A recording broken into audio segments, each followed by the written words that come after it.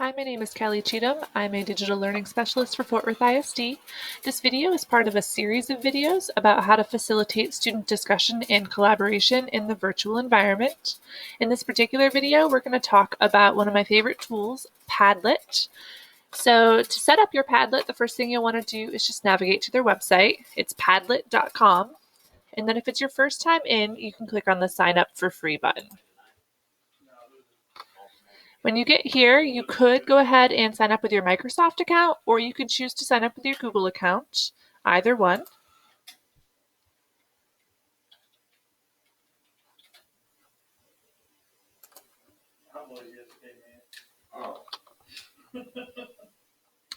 Okay, and once you have logged in, you'll see your landing page here, and you probably won't see any Padlets already created.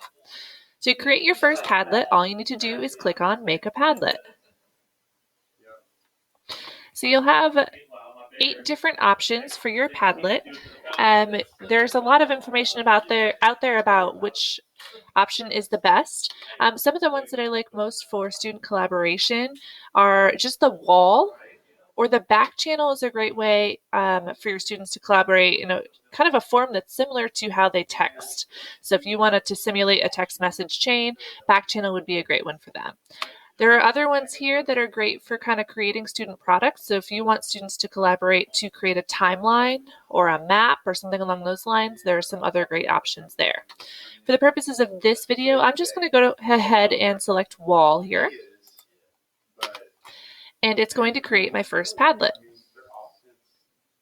All right. The first thing it's going to prompt me to do is name my Padlet. So I might call this my Student Reflection Padlet. I can add a description here.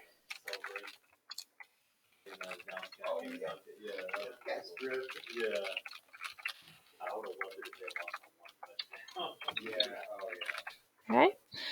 I can choose an icon to represent the big idea or the purpose of this Padlet. So for me, let's see if there's a light bulb.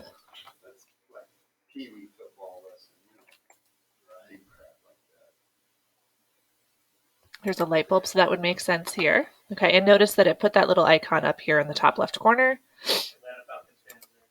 After I've chosen an icon, I can go ahead and kind of customize the end of the link. It may not matter because you are likely going to just post this in Google Classroom, but I might call this. Okay.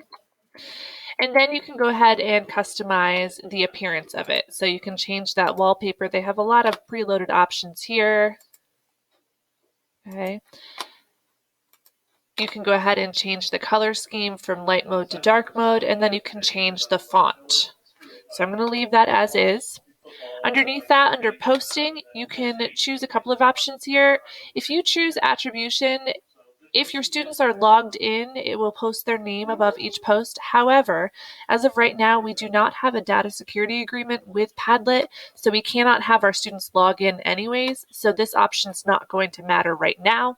If we do get that data security agreement and we're allowed to have our students log in with Google, it will automatically post their name at the top if you turn on attribution. You can also choose where you want those new posts to end up. Do you want them to come to the top, or do you want them to go down to the bottom? And then this is important. If you want your students to be replying to one another, so that collaborative nature, you want to make sure your comments are turned on. And then if you want them to be able to like posts, you could give them the ability to react. And so you have some different options for reactions here. So it's kind of up to you. I'm just going to give them a like. And then underneath that, you get some different options for ensuring that your students are using it appropriately. So if you require approval, it will mean that the post will not show up for their classmates until you as the teacher have gone in and said, yes, go ahead and post it. And then the second one here will go ahead and replace any bad words they type with nice emojis. So I always like to turn that on. And then when you're ready, you'll click next. And now your Padlet is all set up. So now your students will come in, you'll give them the link, and this link at the top will work here.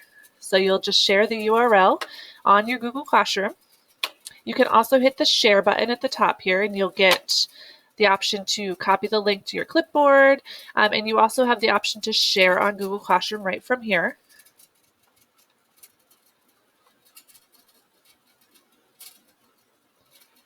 It's going to take just a minute here. Okay, but you could share to Google Classroom through here as well. Either way.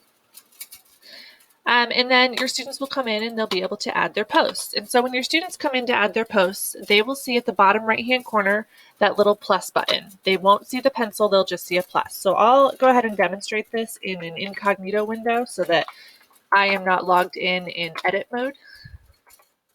Okay, so now in incognito, when I come down, I can come and add a post here.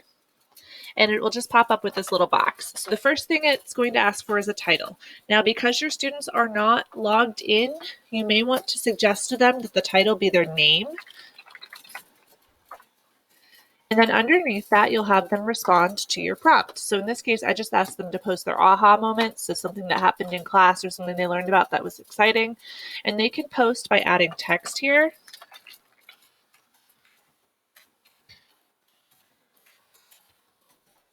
And notice that underneath that, they have some other options for some multimedia that they can attach.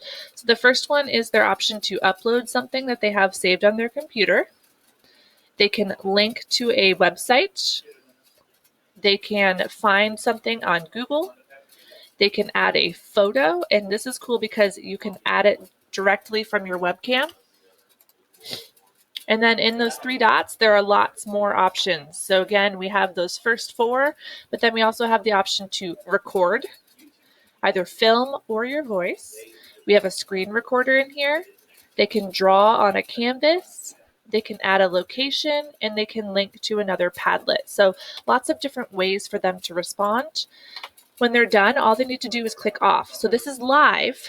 On my teacher end, I'm seeing it pop up live, and their classmates are seeing it live as well because I did not turn on that moderation feature. And now each classmate can come in and notice that because I added the ability for them to comment, they can come in here and add their comment. Again, you want to make sure they tag their comment with their name. Otherwise, you're not going to know who commented. So I can come in and say, and I can post that.